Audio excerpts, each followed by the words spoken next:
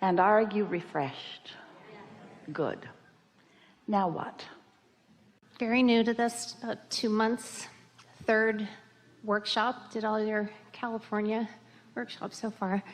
And I manifested a beautiful red car. Haven't had a car in 3.5 years. And I was scared to do it the night before, and I was reading one of your books, and I landed on a paragraph that said, "You say you want the red car, but you're afraid of the red car." And I wanted a red car. They were trying to get me into a blue one, and I wanted a red one. And they got it the next day, and I said, if it's meant to be, make it easy. And it showed up. And it's my vortex, my moving vortex. Thank you. We like the story. We just want to add one little piece of clarification. If you want it to be, it's meant to be, because you create your own reality. So don't put it off on somebody else. If you want it to be, and if it isn't easy, it's because you're not letting it be easy. If it's meant to be, make it easy. Think about it, another way of saying that. Since whatever I want I can have, how can I make this easy on myself? And the answer to that is always believe it. But see how helpful the universe is to just keep coaxing you along in your belief? Isn't that a nice thing?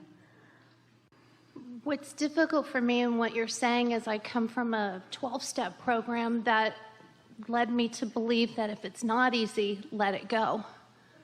Surrender it. And so if you're fighting against something... But what is different in what we are saying to you? We're saying let go of your resistance.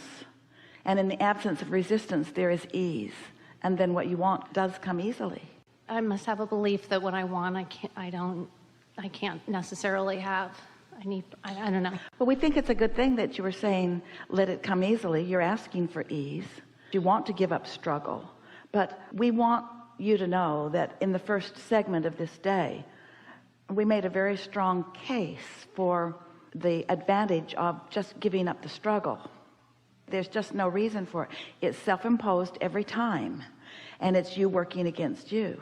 And once you get that, then things do get easier. One more thing, you've inspired us to say this. This is a really good thing. You're going to like this. So we talk a lot about the path of least resistance, and what we mean is your inner being knows where you stand in terms of manifestation and emotion, vibration, in relationship to everything you want, meaning everything that's in your vortex. Your inner being knows where you are in relationship to all of it, and your inner being knows the path of least resistance. So what that means is your inner being, in its complete, absolute love for you, takes into consideration every belief that you have that is in your way and still leads you around those beliefs to what you want. Don't you like knowing that? Your inner being isn't saying, clean it up and then we'll talk. Your inner being is saying, you are where you are, what you want is what you want, and with all of this in consideration, this is the path of least resistance. This is your path of least resistance or most allowance around your resistance, which is just fine. Feel that. So that means the more you can trust that your inner being knows where you want to be, and trust that your inner being knows where you are and isn't mad at you, and trust that your inner being knows where you are and isn't holding it against you, and so therefore isn't making it more difficult, that 100% of the time your inner being is making it as easy as you will let it be. But your inner being cannot believe for you. Your inner being can only know what your inner being knows, and in time you can show yourself that you know it too. Okay, so this is a perfect segue to the question that since San Diego I've been wanting to ask. I'd like some clarity on my business. I have a business I've been working on for 3.5 years, and as much as I've enjoyed and really loved so many pieces of it, it's a dog treat business, but I love the photo shoots and the Instagram and all the pieces of it.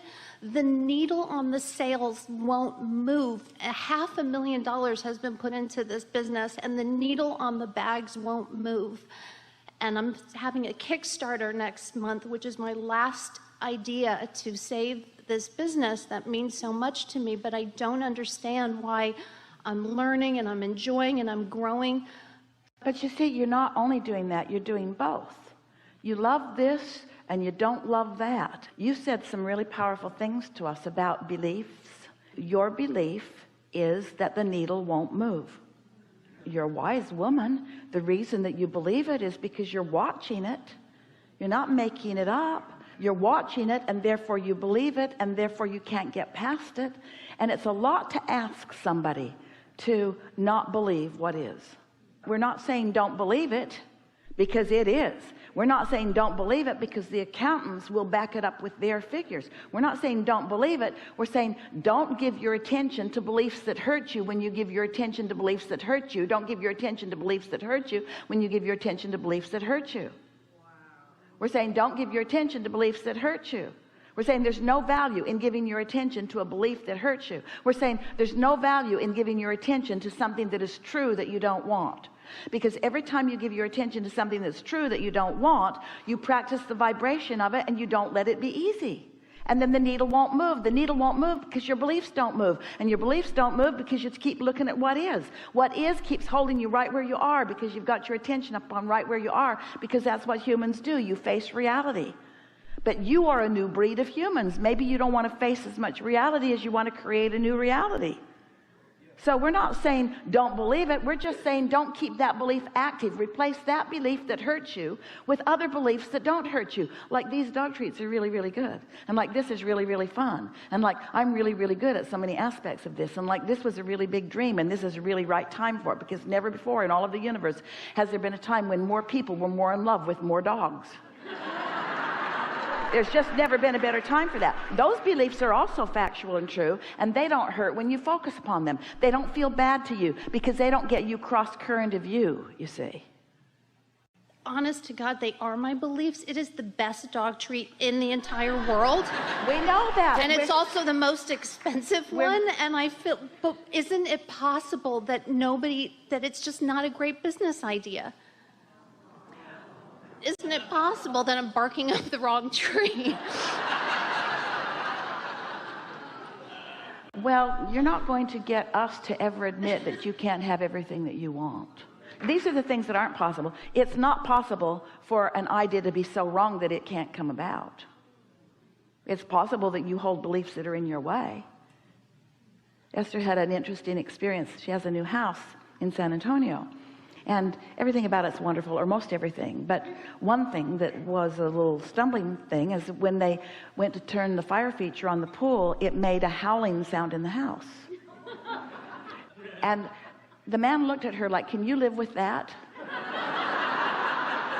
And she looked at him like, "Are you an idiot?" She didn't say anything like that. She smiled as she thought really bad things. And so then she said, "Well, let's turn the fire feature off. Let's just turn the pool heater on." Still howled. So not only does the fire feature make it howl, but the water being warm makes it howl too.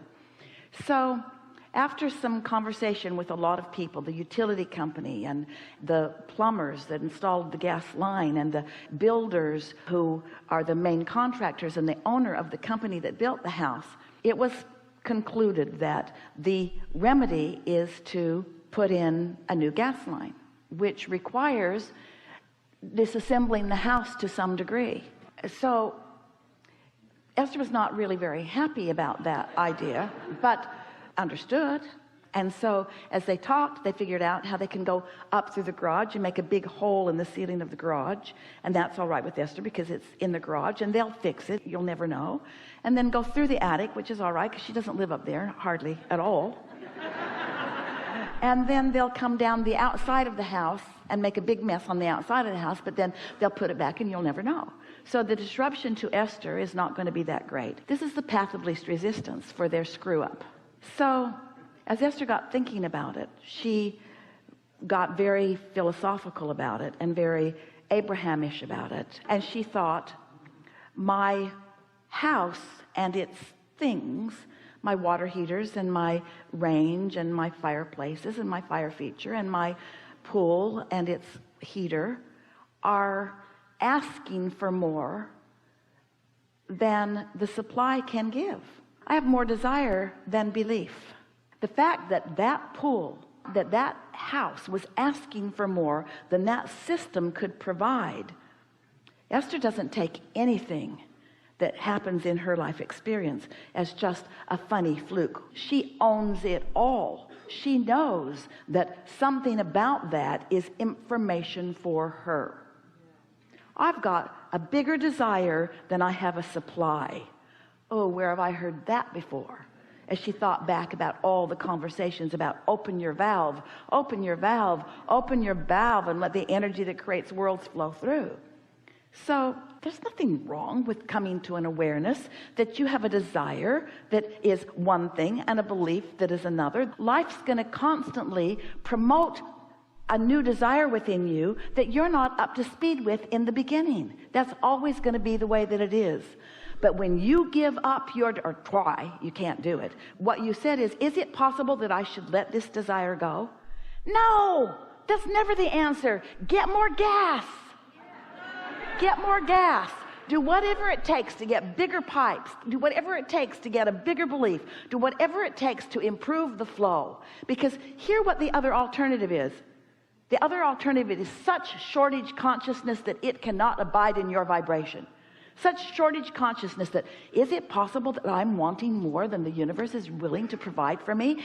No, never. That's why you were born into this physical experience, to ask for more and more and more and more and more. You are out here on the leading edge to ask of the universe, to demand of the universe, to expect of the universe that it can deliver as much fuel as is needed for the desires that this time-space reality can produce in you. You see? So the answer is never, ever, ever, ever, ever say, oh, never mind, just cap off the fire feature, I don't mind. I can bathe in a hot tub, and I hardly ever get in the pool anyway, and hot pool makes steam sometimes, and that's not pleasant, and I don't want to create my own cloud atmosphere out there. Anything that doesn't work, just cap it off and let's call it a day. No! Make every single thing work. Make it all work. Make it all work. Make it all work, and make it all work the way you want it to be. Because the universe has the power to give it to you. Why would you settle for less? And do you know what? You're the only one who's got your hands on the valve. It's only you. It's only you. So it's only your bogus thoughts about your business that are making you not let the needle move. That's all. Don't give the credit or the power to anybody else. And the best thing is, when something doesn't go right, you know what it does? Makes you want it to go right more. Esther has never, ever thought so much about gas in her house, in her life. It never even occurred to her that this was a thing. It's making her wonder what other fire features she might want. Because now she has high pressure line into her house and a mega meter from the street. They brought her the biggest gas meter that's ever been installed in a neighborhood. And so she's thinking, oh, gas to spare. What might I light? Maybe I'll light up the sky. There are no limits. And so don't be hard on yourself. We are not being hard on yourself, that you've got some beliefs that are in the way. A strong enough desire will blast beliefs that are in the way out of the way. But that wasn't what your tendency was just now. You were leaning in the direction of trying to do the impossible, which is give up on your desire. Never do that. And nearly every mega business had stumbling blocks in the beginning, which focused the desire stronger and stronger. Limp desire doesn't make mega businesses. Strong desire does. And strong desire doesn't come from things just happening just the way you want it. Strong desire comes from fine-tuning, from resetting yourself, from reestablishing your intentions, of restaking your claim.